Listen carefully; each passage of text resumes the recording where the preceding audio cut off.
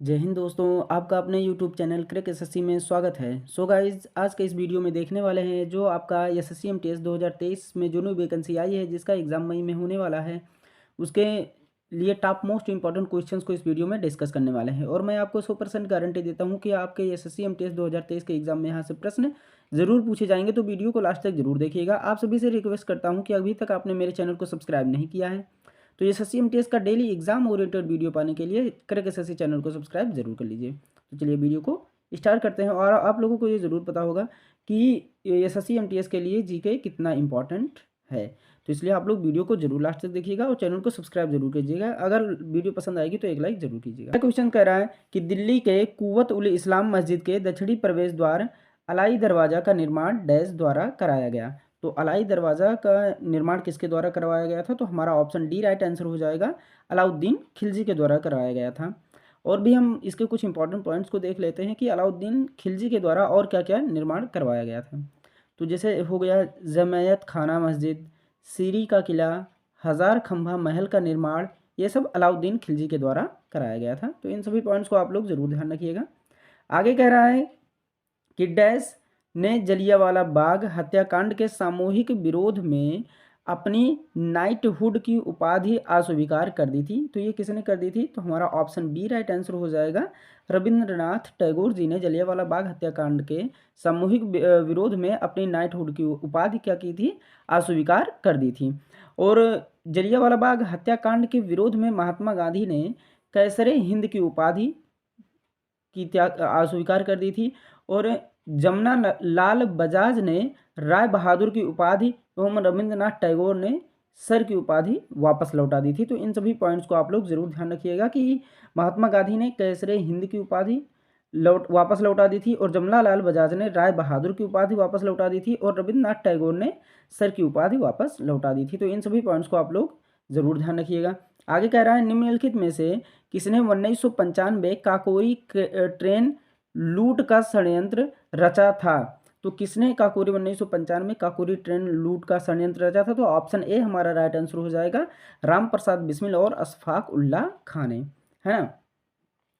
और इसमें कह रहा है कि राम प्रसाद बिस्मिल, राजेंद्र लाहिड़ी, रोशन सिंह एवं अशफाक उल्लाह खां को 1927 ईस्वी में फांसी दे दी गई थी। कब दे दी गई थी? 1927 ईस्वी में फांसी दे दी थी। आगे कह रहा है कि मूल ह्रास को टूट फूट के लिए एक वार्षिक भत्ता है।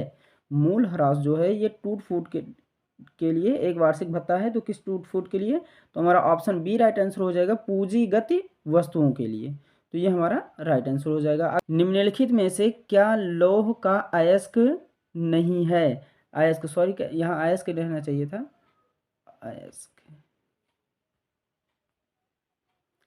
निम्नलिखित में से क्या लौह का अयस्क, अयस्क रहना चाहिए था, माफ़ कीजिएगा, गलती से टाइपिंग दूसरी हो गई है, अयस्क नहीं है ना। तो हमारा ऑप्शन डी राइट आंसर हो जाएगा, कुप्राइस्ट। कुप्राइस्ट क्या है? ये हमारा अयस्क नहीं है। आगे, एक दूसरे पर 120 डिग्री पर झुके दो दर्पणों द्वारा कुल कितनी छवियां बनेंगी? तो हमारा ऑप्शन डी राइट आंसर हो जाएगा, दो। क्या हो जाएगा? दो हो जाएगा। आगे कह रहा है कि गदर पार्टी का गठन वर्ष डैश में हुई थी। तो गदर पार्टी का गठन कब हुआ था, किस वर्ष में हुआ था? तो हमारा ऑप्शन ए राइट आंसर हो जाएगा, 1913 ईस्वी में गदर पार्टी का गठन हुआ था। और गदर पार्टी के संस्थापक कौन थे? तो लाला हरदयाल और काशीराम थे। तो गदर पार्टी के संस्थापक भी कभी कभी पूछ लेता है, तो लाला हरदयाल और काशीराम थे। अगर वीडियो आप लोगों को पसंद आई हो तो चैनल को सब्सक्राइब कीजिए और इस वीडियो को एक लाइक ज़रूर कीजिए। और ये सब सारे क्वेश्चंस हम प्रीवियस ईयर से उठाए हुए हैं, है ना। तो आप लोगों के लिए बहुत बेनिफिट होने वाला है। आगे देखते हैं कि 1915 में किसका गठन हुआ था? तो हिंदू महासभा का गठन हुआ था 1915 में। और वो हिंदू महासभा के संस्थापक कौन थे? तो मदन मोहन मालवीय थे।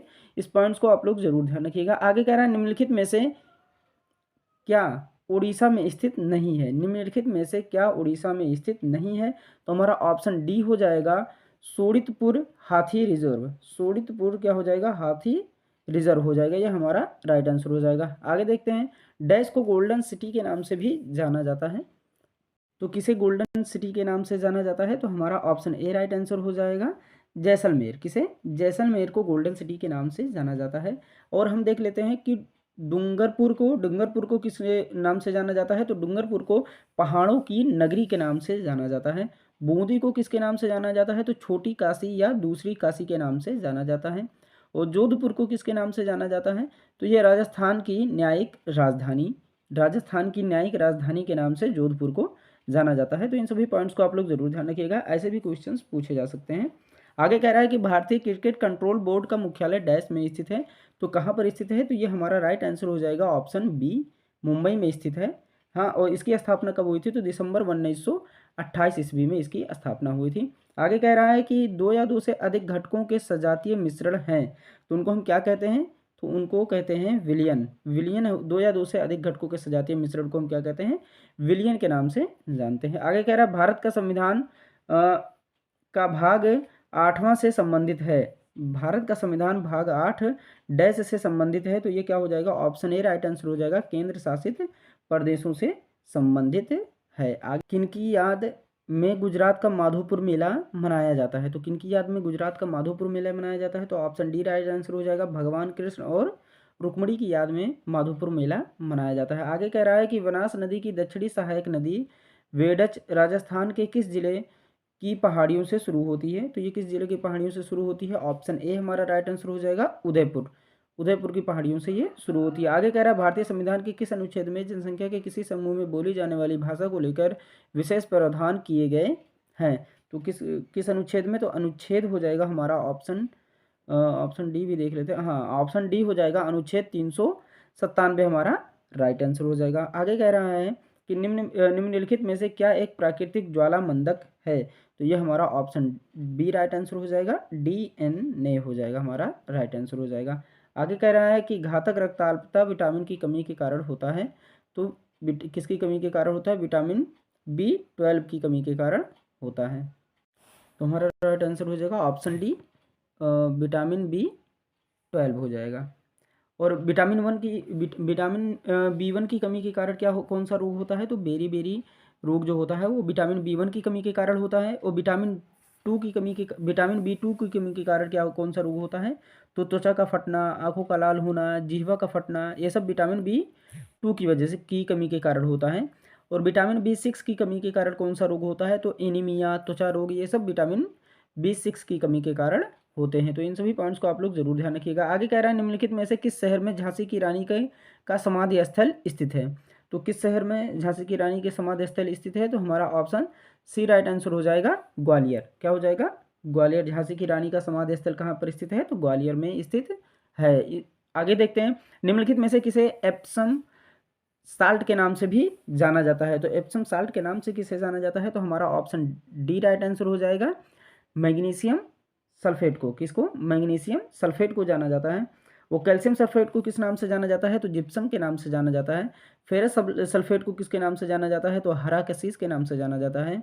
और सोडियम सल्फेट को किस नाम से जाना जाता है? तो ग्लाबर साल्ट के नाम से जाना जाता है। तो इन सभी पॉइंट्स को आप लोग जरूर ध्यान रखिएगा। निम्नलिखित में से कौन सा अम्ल अंगूर में नहीं पाया जाता है? तो कौन सा अम्ल अंगूर में नहीं पाया जाता है? तो हमारा ऑप्शन बी राइट आंसर हो जाएगा, एस्टिक अम्ल जो होता है ये अंगूर में नहीं पाया जाता है। एस्टिक अम्ल जो होता है ये फलों के रस में पाया जाता है। आगे कह रहा है विक्रम संवत कब आरंभ हुआ? तो विक्रम संवत जो हुआ था ये कब आरंभ हुआ था? तो हम ऑप्शन देख लेते हैं पहले। तो ऑप्शन डी जो है ईसा पूर्व 57 ईस्वी में, 57 ईसा पूर्व में क्या हुआ था? विक्रम संवत की शुरुआत हुई थी। तो इसको जरूर ध्यान रखिएगा। आगे कह रहा है उस एकमात्र धातु का नाम बताएं जो जीवाणु रोधी होती है। जो जीवाणु रोधी होती है उस धातु का क्या नाम है? ऑप्शन डी राइट आंसर हो जाएगा, ताम्र।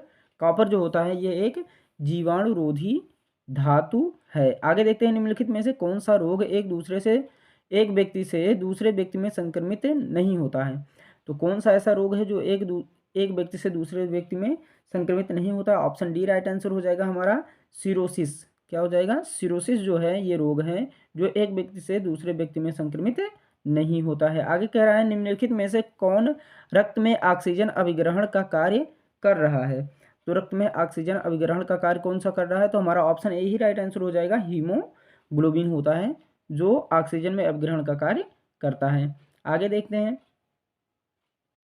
ज्वालामुखी विस्फोट में निम्नलिखित में से कौन सी गैस लगातार सर्वाधिक मात्रा में दिखाई देती है? तो कौन सी गैस सर्वाधिक मात्रा में लगातार दिखाई देती है? ऑप्शन ए राइट आंसर हो जाएगा जलवाष्प। क्या होता है? जलवाष्प जो होता है ये ज्वालामुखी विस्फोटक के टाइम लगातार दिखाई देती है आसमान में। आगे कह रहा है सौरमंडल में ग्रहों के अनुक्रम में बुध और पृथ्वी के बीच कौन सा ग्रह आता है? तो बुध और पृथ्वी के बीच में कौन सा ग्रह आता है? ऑप्शन सी राइट आंसर हो जाएगा शुक्र ग्रह जो होता है ये बुध और पृथ्वी के बीच में आता है। आगे देखते हैं कि मेहरुन्निसा जिसे नूरजहां के नाम से जाना जाता था डैश की पत्नी थी। मतलब ये कह रहा है कि मेहरुन्निसा जिसे नूरजहां के नाम से जाना जाता था ये किसकी पत्नी थी? तो हमारा ऑप्शन सी राइट आंसर हो जाएगा जहांगीर। किसकी पत्नी थी? जहांगीर की पत्नी थी। आगे देखते हैं निम्नलिखित में से क्या मादाओं का प्राथमिक यौन अंग है? मादाओं का प्राथमिक यौन अंग कौन सा है? तो ऑप्शन सी राइट आंसर हो जाएगा अंडाशय। क्या है? अंडाशय जो है ये मादाओं का प्राथमिक यौन अंग है। आगे देखते हैं किस नदी पर और किस राज्य में जायकवाड़ी बांध स्थित है? तो हमारा ऑप्शन राइट ऑप्शन हो जाएगा ऑप्शन सी राइट आंसर हो जाएगा गोदावरी नदी महाराष्ट्र। गोदावरी नदी महाराष्ट्र में के जो है ये जायकवाड़ी बांध है स्थित है। और ये भी देख लेते हैं रावी नदी जो पंजाब में है, पंजाब में रावी नदी पर इस पर कौन सा बांध स्थित है? तो ये थीन बांध जो है ये रावी नदी पंजाब में स्थित है। और बनास नदी राजस्थान में कौन सा बांध स्थित है? तो बीसलपुर बांध जो है ये बनास नदी और राजस्थान राज्य में स्थित है। और पेरियार नदी केरल में इसमें देखते हैं इस पे देख लेते हैं कि कौन सा बांध स्थित है। तो मुल्ला पेरियार बांध ये कहाँ है? पेरियार नदी केरल में स्थित है। तो इन सभी पॉइंट्स को आप लोग जरूर ध्यान रखिएगा। अगर वीडियो पसंद आए तो एक लाइक ज़रूर कीजिए, चैनल को सब्सक्राइब कीजिए और कमेंट जरूर कीजिए कि आपको ये वीडियो कैसी लगी। हाँ, मिलते हैं नेक्स्ट वीडियो, तब तक के लिए take care and bye bye.